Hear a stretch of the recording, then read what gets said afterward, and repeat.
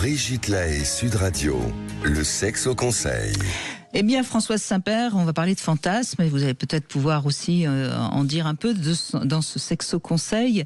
Comment définir son fantasme? Il y a de nombreuses personnes qui pensent ne pas avoir de fantasme et je vous propose un petit questionnaire qui devrait vous permettre de découvrir vos envies les plus secrètes. Alors bien sûr, suivant votre intimité, vous pourrez questionner, pourquoi pas votre partenaire.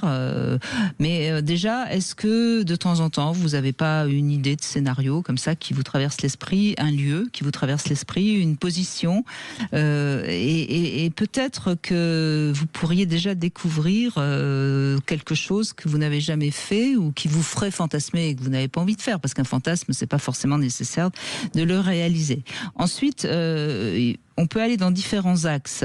On peut aller déjà dans les 5 sens. Par exemple, si on parle de l'ouïe, est-ce qu'il n'y a pas par exemple des mots crus qui pourraient plus vous exciter? Ça peut être un fantasme de se faire traiter de salope, de chienne, etc. Ou de déesse, de princesse, enfin qu'importe. Hein. Il y a des caresses différentes. On peut avoir envie, par exemple, qu'il y ait un miroir qui nous permettrait d'être un peu exhibitionniste. Bref, avec les 5 sens, déjà, on peut trouver des pistes de fantasmes. Ensuite, il y a les décors, il y a l'environnement. Alors, je rappelle que la nature, par exemple, il y a énormément de femmes qui ce fantasme de faire en plein air, dans la forêt, avec le risque d'être surpris, bien sûr. Ou une nuit de pleine lune, enfin, etc.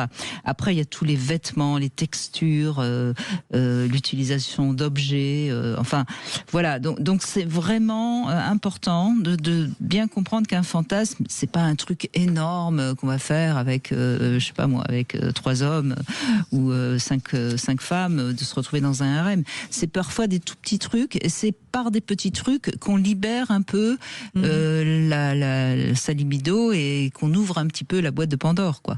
Ben j'avais écrit un livre comme ça qui s'appelait Scénario sensuel pour stimuler votre plaisir. Alors le premier, c'était une nouvelle avec un fantasme réalisé pour montrer ce que ça pouvait donner. Et c'était un fantasme assez sage d'ailleurs.